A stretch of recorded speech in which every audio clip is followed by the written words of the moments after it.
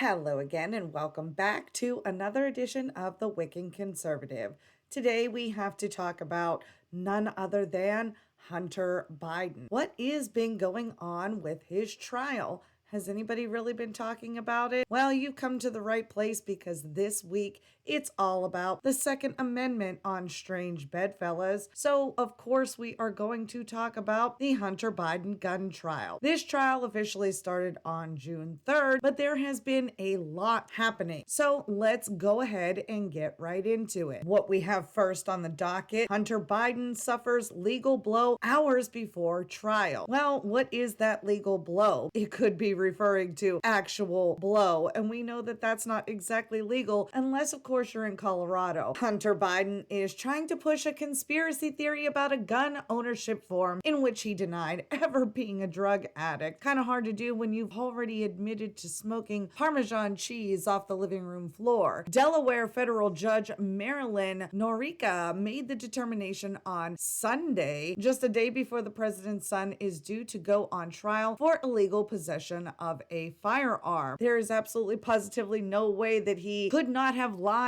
on this application or that this was done on a Sunday, probably while no courts were in session with absolutely nobody around to watch her make this determination. But let's go ahead and continue in the article. The president's son will stand trial on federal charges of illegally possessing a firearm after allegedly lying about his status as a drug user when purchasing a pistol in 2018. I wonder how many drug users purchase pistols on the black market. Hunter will become the first child of a sitting U.S. president to be criminally tried when a jury selection begins on Monday. That was the beginning of this week. The court filings were submitted by Hunter Biden's legal team and indicated that the defense intended to question the quality of the prosecution's evidence and argue that the president's son was not using illegal drugs at the time of his gun purchase, while also questioning the language used on the federal form. These are questions that everyday citizens have been asking since the forms became a requirement to buy a legal firearm. But this isn't the only thing that has been going on in the trial. Of course, that was just the beginning, the premise, the setup. Let's get into some of the things that happened over the week since today is technically still Wednesday. Well, now this familiar face right about sums it up. Speaking of the DOJ being weaponized, hunting Hunter, we will go. Well, that's pretty interesting considering all the things that you are doing with the DOJ to the citizens who were present at the Capitol building during January 6th, and realistically, shouldn't the Republicans be on the side of Hunter Biden? There's a thing about that we're going to go ahead and get into right about now. Jeff Darcy at Cleveland.com seems to think that there is a correlation between the way that the Republicans are actually acting now towards Hunter Biden and the way that they think that Democrats are acting towards Donald Trump. And they're just so close to tasting the realization of what they have done. But instead of coming to a logical conclusion, we are just going to play the blame game. Let's try to reach across the aisle now. Okay, so they are trying to keep consistency. Hunter Biden has been charged with buying and briefly owning a gun while on drugs and lying on the application to do so. Hunter's then girlfriend would later throw the gun out, apparently feeling he was endangering himself, not just others, by possessing the weapon. And this is because he was doing drugs and acting erratically, correct? So the entire premise defeats itself, but they are going to at least keep the consistency, pretending that criminal behaviors, whether induced by drugs or not, aren't necessarily criminal behaviors. But let's go ahead and continue to where we should actually be on the same page. Darcy goes on to say, very rarely is a gun charge even brought, and when it is, usually it's worked into a plea deal. A plea deal had originally been offered to Hunter Biden, and he accepted it. However, during offering arraignment for that plea deal, the Trump-appointed judge rejected the deal in a highly unusual ruling to the surprise of both defensive prosecutors. Hunter Biden has now thankfully been clear of his drug addiction for some time, but others addicted to orange Cheeto Trump may think that Senator Lindsey Graham is on drugs since he's defended Hunter Biden and criticized his prosecution. I don't think that Lindsey Graham is on drugs. I think that he knows that this charge in particular is past the statute of limitations, and it does look very shady when somebody reaches across the aisle from a political faction to prosecute their political opponent. But what we really have a problem with is the fact that this is not only beyond the statute of limitations, but it is a pick and choose crime. This is something we all have an issue with across the board when it comes to gun ownership. Who should get to own the guns? Well, guys, I've got some news for you. You're probably not going to like the answers that Amanda and I are going to give to you this Friday on Strange Bedfellas, but we will definitely give you the intention of the Second Amendment and why we believe gun ownership should be across the board. And we also agree with Hunter Biden's defense team, not about that drug part, and Lindsey Graham when it comes to prosecuting crimes and statute of limitations. With all that being said, it looks like the prosecution actually laid a pretty solid case against Hunter. Today, after the latest headlines, it seems that the prosecution could rest its case as early as tomorrow. The ex for Hunter Biden said that Biden smoked crack weeks before the gun purchase, also said he could function while on drugs. The defense argued that Hunter was abusing alcohol and not necessarily drugs, and the prosecutors introduced the infamous laptop as evidence. So there you have it, folks. We are all caught up to date on what has happened so far in the Hunter Biden trial. Friday, we will be able to elaborate upon this further on the episode of Strange Bedfellas that I mentioned previously. But it is something to think about. If this case is prosecuted and Hunter Biden is allowed to be jailed, fined, or otherwise punished for this crime because other people were able to testify to this particular drug usage, not to mention his own personal laptop evidence will be used against him, what do you think could be laying around your house or in the minds of your ex-family, friends, and enemies that could be used against you in a court of law? But on the opposite end of the spectrum, we actually have some good news for a change. The groundbreaking Supreme Court ruling in Bruin v. U.S. contested restrictive gun laws in New York, which is leading to a significant shift.